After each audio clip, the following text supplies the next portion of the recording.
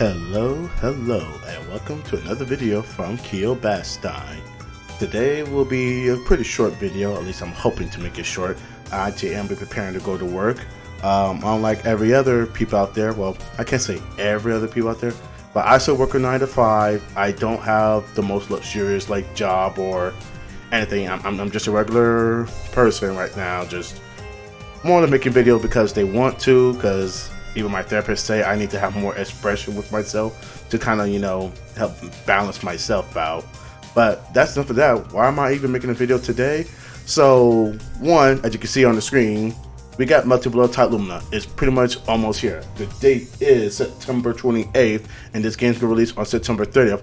I already got pre-order for my PS4. I got pre-order on my Switch. I'm probably gonna go ahead and pre-order on the PC, but I'm probably at least gonna hold up on PC because I ain't trying to quadruple dip immediately. I'm willing to double dip because my PS4 is where a good majority of my friends play on. That's probably also where tournaments are going to be held on. I got the Switch version so I can actually train on the go, because I play my Switch a lot when I'm out, and I want the ability to train on the go. And PC, I do definitely think it's the master race and technically my main system, but I don't need to have it on the PC immediately. So I'm trying to tell myself, no, don't go quadruple dip, just not quadruple, triple dip. So I'm telling myself not to triple dip. But anyways, again, Multi-Blood's on the horizon. It's been on my mind. It's been on everybody's mind. If you've been on YouTube or Twitter, a lot of people are talking about Multi-Blood. Some people know what they're talking about. Some people don't know what they're talking about. I'm hoping to be one of the former who do know what they're talking about. So the first thing that's on my mind as I'm anticipating this game is characters. We just got a second video of Red Arc versus Koima, and after seeing that video, I am now even more on the idea that I'm probably gonna be playing Vlog, because the wild arc I like to play is C wild arc, and it seems like the wild arc they're giving us, Red Arc or wild arc, is probably much more reminiscent to F version, which is much more of a pressure lockdown character, which technically Red Arc was a pressure character, but she also had the double function of having a very strong runaway. So she had to, pick at the litter of, do I want to be a intimidating pressure character? Not really good at opening people up, but I can make them hurt if they mistime their, not mistime, but let's say misplace their escape options. I mean, Rich Beef is kind of just like that too, but at least Rippy have a little bit more defensive things. I like the wild arc because she basically did have a pretty easy Oki, which that's still present, but she also had a lot of air teleports, which I did really enjoy in her C version, Crescent Moon version. That may not be the case for this wild arc. One of the things I do know that's new about her in this version is if she does do a grab in the corner, she does get a combo. So that's something I like, since I did say I like to stick to sort of a strike and throw type of game, but I don't think she's going to have the runaway capability like I used to play in Crescent version. So I'm now kind of like, I'm still going to try her day one, but I'm already preparing myself that I may need to just start looking more at Vlog and prepare myself to probably start playing him a bit more. But this is based off what? Basically negative 2 days of footage of a game, so who really knows, for all I know. But let's say not only that, but because Multi-Blood's on the rise, and now everybody's like, all right, let's look at these games mechanics and what we were getting ourselves into.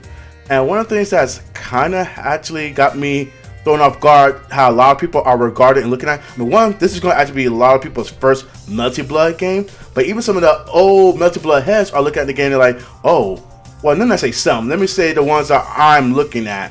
Like Margin Obama, G-Yuna. Actually, I'm kind of stepping away from watching G-Yuna. I'm not actually that much fan of his content anymore. I'm kind of like, well, actually, I've not been a fan of many fighting content creator content. And you know what? I kind of want to jump on that, but no, I won't jump on that. We're still on Type Lumina. So, all right, with Type Lumina, one, a lot of people realizing, okay, there are a lot of defensive mechanics. There are a lot of options that people need to account for.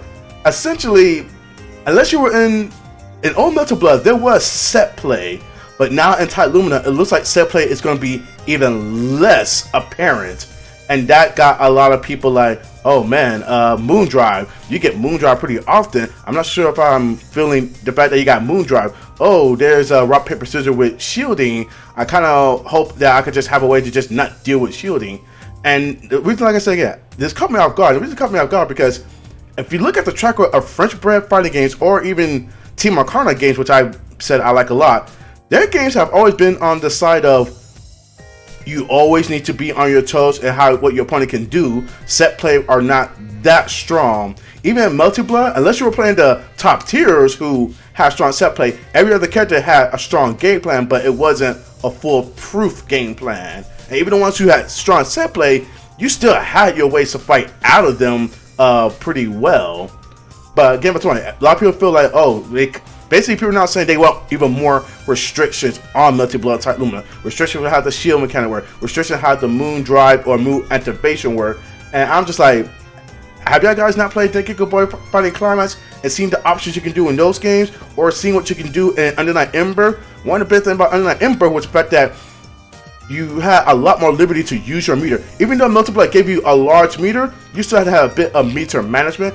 And Under Night Ember, meter management was not as important except when it came to the grid bar. Like, almost the grid bar almost superseded your meter because it was more important to, like, you know, get the meter and then try to, if anything, get Vorpal and either use the Vorpal function or deny Vorpal of your opponent, because how open-ended you can use Vorpal, whether you use it for chain shift, whether you use it for your character's force function, or just for the ability to whatchamacallit, let's say, what do I want to use? I guess you can say the alpha counter and a couple of other stuff. Not only that, as long as you got at least, and in fact, people are saying right now, oh, as long as you have half a moon gauge, then you can do moon activate, and they're like, and moon activate has one invisibility, it pushes people off, and then allows you to use certain options with a lot more liberty. And I'm like, guys, this is almost no different from Under Night Ember when you do Veil Off. Once you get at least half a bar in Under Night Ember, you can do Veil Off, which gave you almost near similar properties.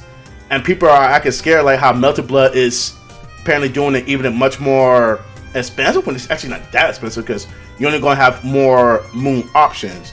But yeah, people are already like being scared how they feel moon activation is going to be frequent. And it's just like, if you play Denki Boy Fighting Climax, if you play Under Night Ember, and even to some extent, if you play older Multi-Blood, these were games that basically did not restrict you on what you could do. You always had a lot of options and opportunity to do something, to either reverse the momentum or try to reestablish and maintain a momentum.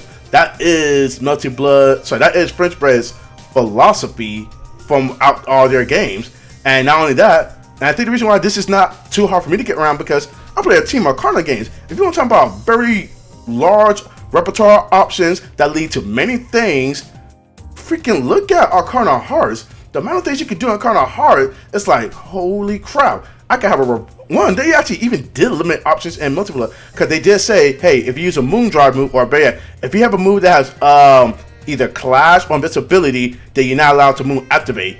Tell that to Arcana Hearts, where your character can have a meterless reversal, and if it's blocked, okay, I can extend Force Cancel, or I can home and cancel to minimize the risk, or basically just make it safe. So it's always been a thing in Team Arcana games, and that's why I like the Team Arcana, or Azamu, whatever you want to call them, games, and even First Bet. These were games that did not limit what you can do. And even if you look at the games that were even the most, let's say, restricted of their catalog, like for starters, Team Arcana's most, I don't want to use the word limited, because limited does have negative connotation, so I'm going to use the word deliberate. The term deliberate means design something in a way according to something else, supersede something else. And in Aqua Plaza Dream Plus Blaster, there weren't that many mechanics compared to the previous games. Like, characters had a design playstyle. Not everybody had a double jump. Not everybody had an air dash. Not even everybody had the same Gatling in the game. But even in those games, you still had a lot of freedom in how you operated. For starters, there was the emotion system, which then allowed the ability to people to get either more damage or suffer even more damage in certain circumstances, you have assists in the game, and people are already too used to the idea like you should only use assists when you're neutral. Using assists while you're combo, fine, but using assists while blocking, nah, that sounds kind of crazy and strong. But in Aqua Plaza, if you have a bar and your assist is ready, you can use assists you can use your assist while you're in block stun. The assist will come out and do the attack unless your opponent managed to hit the assist, but you even have assists that couldn't be hit, so they were still strong in that. And at the same time, you can get a combo off those assists. So basically, you got a combo when all you did was just blocked. But then not only that, so you also have alpha counters, which did wall bounce and everything. And in fact, Aqua Plaza, they have limited combo. No, I said limited. Combo abilities were not as open, but as long as you're able to hit your opponent with, like, let's say moves that cause juggle, then you were able to just keep doing that combo almost indefinitely as long as you position or had the resources to do so. So you weren't even restricted, even in Arcana Heart's most deliberate fighting game. And if you look at Melted Blood, I would say even the most deliberate, let's say Melted Blood, let's say French Bread. And French Bread's fighting game, Denkiku Fighting Climax, that was definitely deliberate, because once again, while everybody had almost the same universal mechanic options, every character had different specific mechanics, such as some character had more either additional jump cancel or had their trump activate. Yeah, everybody's trump was different, their trump attack. They either had red trump, blue trump. Not everybody had an air dash. Some characters had triple dash and whatnot. Some character has additional command movements and whatnot that did different things.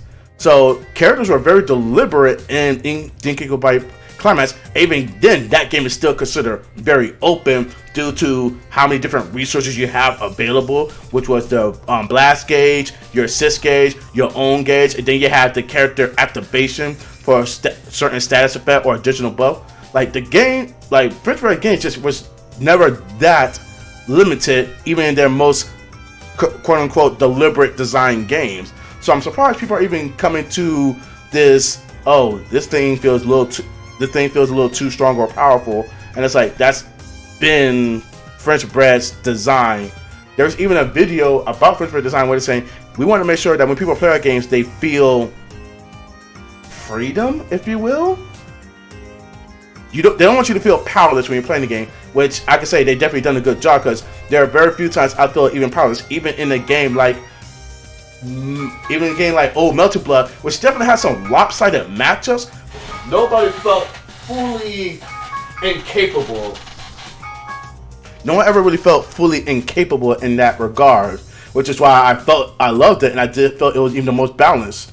Because let's say again, in my last video, when I said I played Ridgebeat and I said I had to play the role of chasing down my opponent playing neutral, it was nightmarish because my character didn't have good mobility. Her ability to tag people in the air was weak, more or less, compared to majority of the cast. But I didn't feel helpless either. It was difficult, but not helpless. I didn't come to a point where, like, let's say I play freaking Robo-Kai and Guilty Gear, and I was facing some character who was just locking me down, and I wasn't able to build any meter, because to have good defensive options, I needed meter for either slash back or faultless defense. So until I at least got meter, I did felt helpless as Robo-Kai. And Dragon Ball Fighter Z, if I don't have any meter, then I felt helpless when my opponent just pressuring me and whatnot.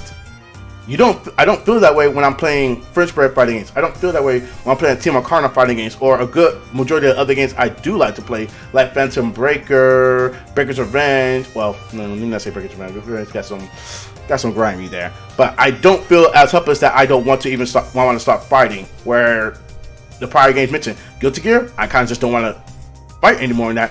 If I lose the momentum, if I play Dragon Ball Fighter Z, I kind of just don't want to fight anymore, because like, okay, I just lost the momentum. It's usually difficult to reverse that, and now I'm in a worse situation. I just didn't feel good when playing those games. But that's probably enough for Type Lumina. Game coming out, definitely still hoping to try Red Arc. Yeah, definitely looking to try Red Arc, but leaning towards Vlov. But now let's go on to the what was the next thing I wanted to talk about that I said I was going to say after I was talking about Type Lumina. Let me recollect my thoughts.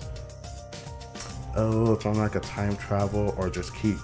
Well, you know what? This is one of my unfortunate. I don't know if I'm going to use the word fortune, but I do have something called ADHD. So I have difficult maintaining consistent or stable mindset, I want to say. Maybe something like that. All right, let me not say something like that, but rather, I've been diagnosed with some form of ADHD. Well, they say it's a small case. I could probably agree with that because I don't feel I'm completely in a realm of I can't stay focused, but I do have challenges keeping a focus on a few things. But without further ado, let's get onto it. All right, so how did I even came to how did I even came to knowing what people's thought process is on Melted Blood? I'm a person, like I said, I'm a person who just works 9 to 5. I'm not in part of the greater aspect of the FGC. Like, I haven't gotten a chance to visit many locals or any locals at all because I do work a nighttime job, graveyard shift. So besides being on the Discords and actually playing these games online, another way I got to interact with the FGC per se is through social media, through Twitter, and the content that people brought out. And personally, I've been on the hunt to try to find people who do people who talk about fighting games, focus on fighting games, and, for lack of a better word, have an actual understanding of fighting games. I guess for one part, podcasts. I really do enjoy podcasts. I just enjoy listening to people talk while I either work or do something else.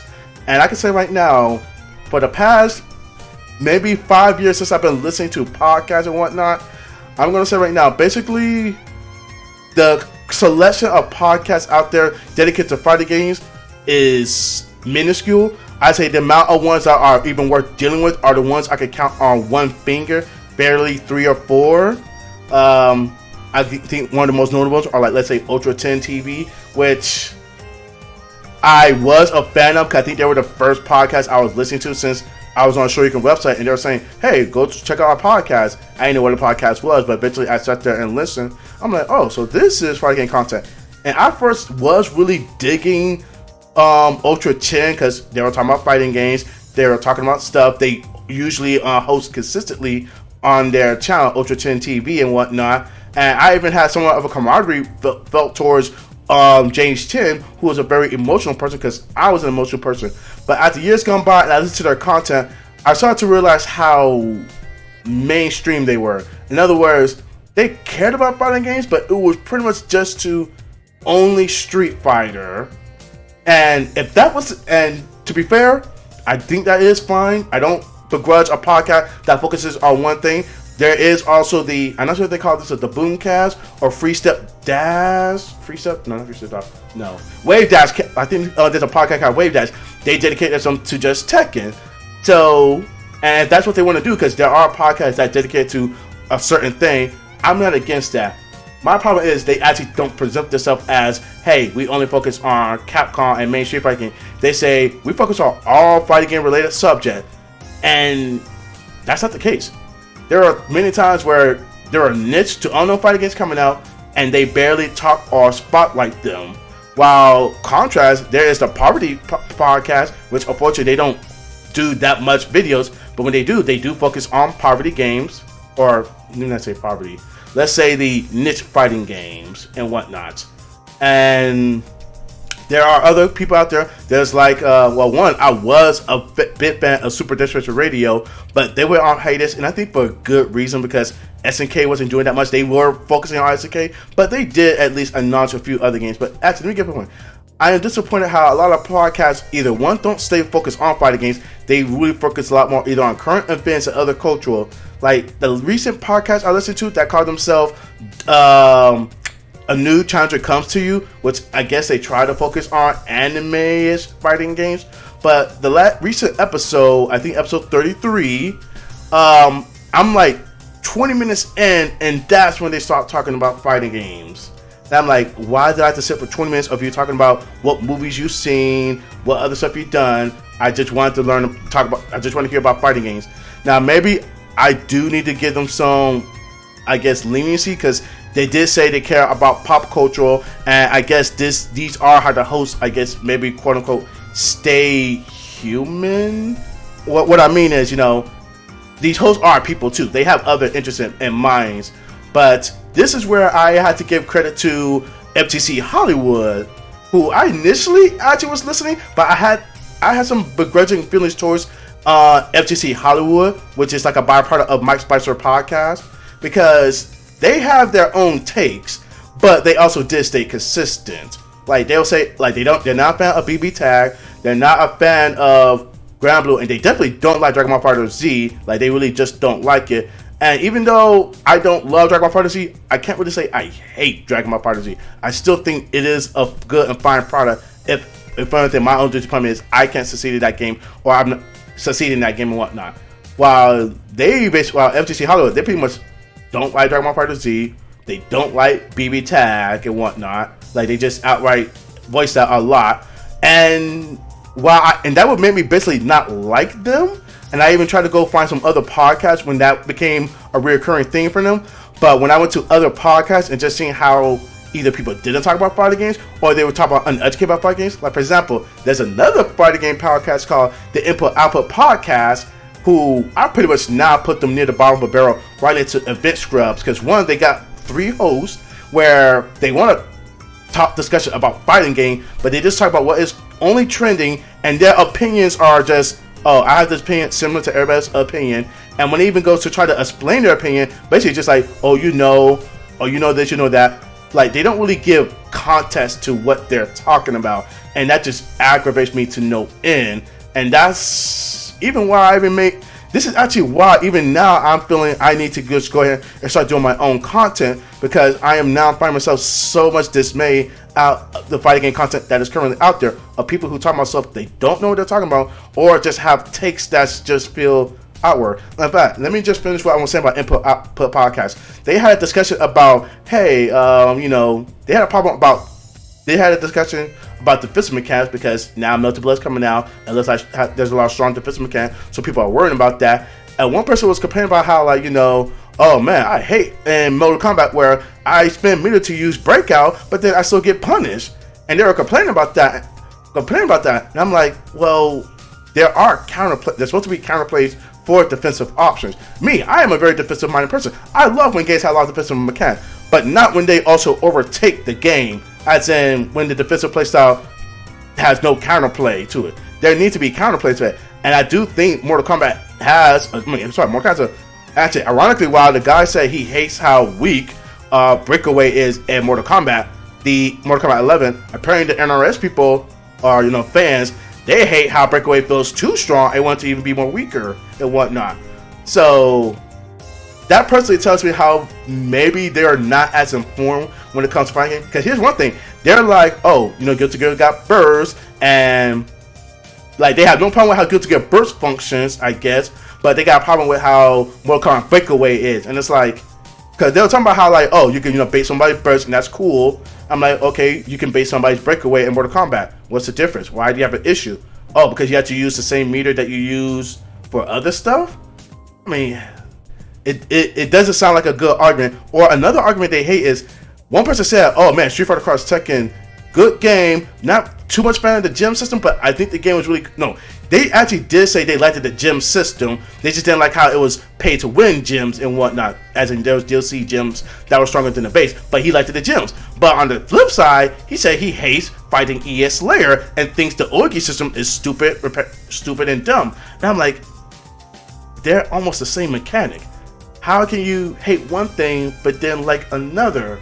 So it's like inconsistencies like that just like drive me up the wall of content out there. I feel there are people who just have mouths and opinion that express things, and it doesn't correlate to me. Maybe this is actually a fault of me of not being able to catch what they're saying or their intent.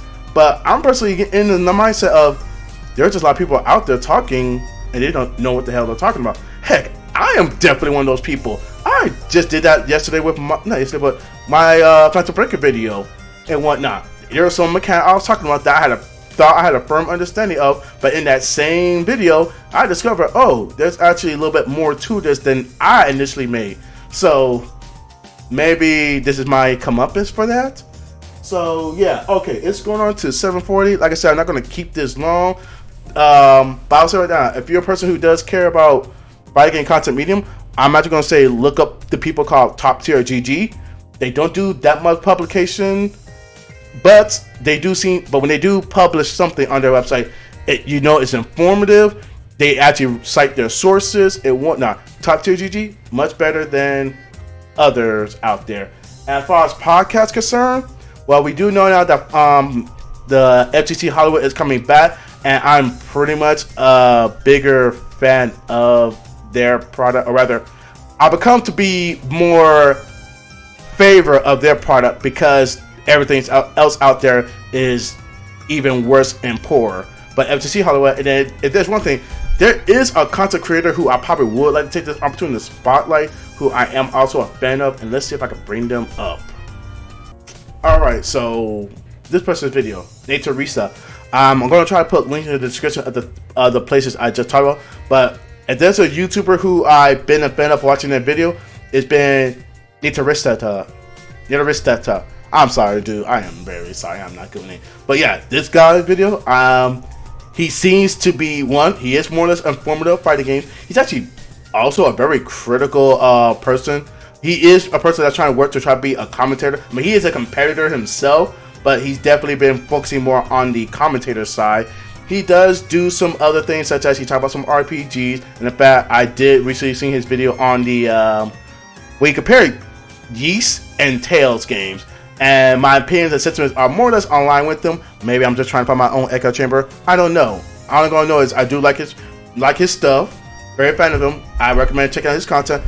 Unlike, let's say, Juyuna, who I'm not a fan of anymore of their content. Modular Bomber, actually, Modular Bomber, still good. I'm a fan of Modular Bomber. Even though, ironically, it was his video that I was talking about, oh, I don't like how there's a lot of moon activation in gameplay. I even suggested have moon activation should probably be 100% meter instead of 50% meter, which I'm like, Modular Bomber. I vibe with you times, but this ain't it, bro. This ain't it. But yeah, there's Nature Arista, and in fact, I'm actually gonna spotlight one more who I did found, who I am becoming a fan of, and how they fan of their content. Since I still here, if I can find their content.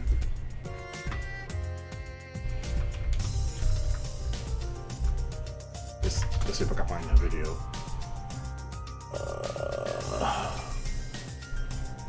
Oh, your voice.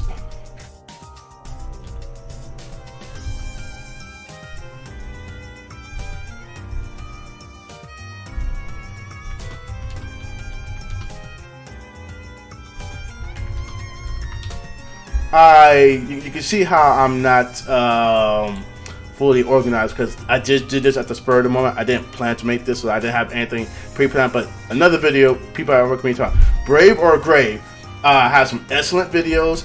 Also, Anticipating Melted Blood. He's actually a person that even says, "Hey, I'm a fan of Modular Bomber because Modular Bomber versus compared to what Up You Are."